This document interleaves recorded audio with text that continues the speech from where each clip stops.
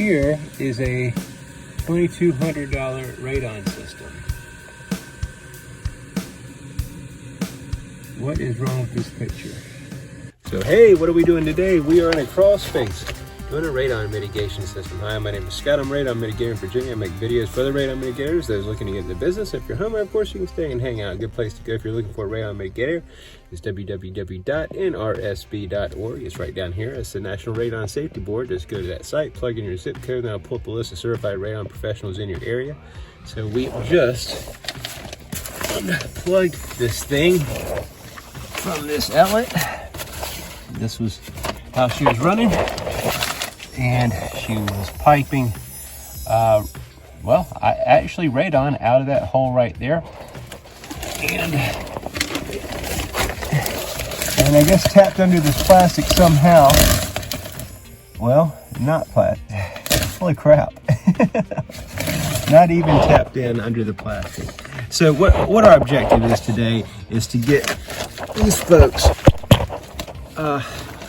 to get this crawl space encapsulation up to snuff. Miraculously, this thing was actually kind of working. What we're going to do today is route hard pipe in here and fork it or tee it under the plastic, seal it, and run it out. And we'll take this fan that is miraculously working after a very long time, 2007. So, wow. I mean, and fans are supposed to run upright. They're supposed to, the bearings are supposed to go out if, you know, they're cocked like that and stuff. So it's a miracle that this thing's still running right. So awesome. We'll go ahead and take this stuff apart, put Humpty Dumpty back together. Okay, so we've got it together, glued up, run out. We've also got it extended down into that portion of the crawl space. So we'll push all this stuff out of here, and I'll see you outside. Hey, so I am editing the video that you are now watching, and there are a couple things that I didn't quite get said at the time of making the video. So point number one, the customers sort of got ripped off $2,200 for that radon system, right? Well, kinda. One, it was actually reducing radon levels mostly below 4 picocuries. Sometimes it would kind of go up or down, but even the best systems sometimes do that because we're trying to find you a new normal. But obviously it was shoddy in some aspects. I would say they kind of got their money's worth in the encapsulation. Whoever did the system, we have no idea, really busted their butts encapsulating that crawl space. That was incredibly hard to get to. You had to get to that crawl space by going into their living room, going in a closet and pulling up this hatch and then crawling down below. It was nuts. It's almost like they just ran out of steam when it came to piping the gas out.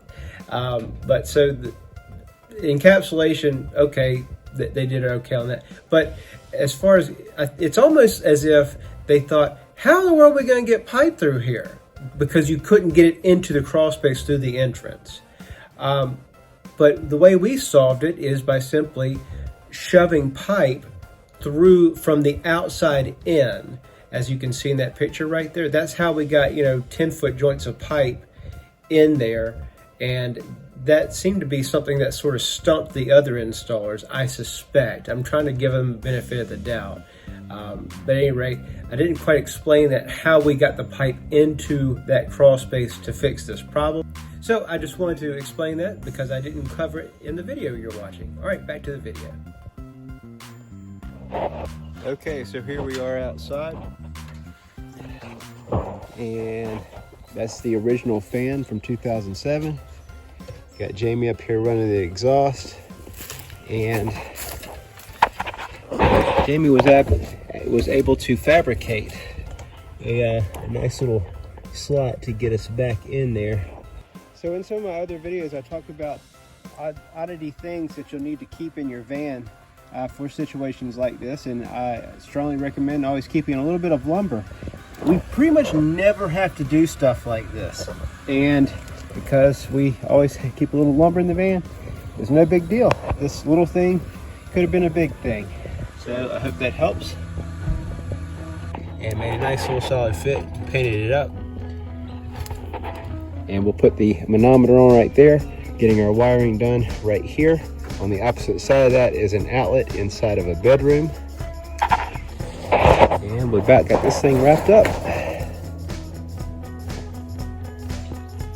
Alright, so I'm a big fan of recycling and reusing boxes, especially in little quagmire areas like this. Heck, I even used them on the inside on this job. But anyway, here we are. We've got it up and running. And we're pulling about 1.9 to be specific, and I wrote that down right over there. If you use stickers on the outside, they're just destined to fail and dry rot off or wash off. Anyway, haven't found a good system for that, so I just write it with a permanent marker. Hey, so that's all I've got for this video. I hope you found it helpful. And if you did, why don't you smash that like button and consider subscribing. I drop lots of content for the Radon community. It doesn't cost you a dime. It means the world to me. And I'll see you in the next video. Thanks for watching. Bye.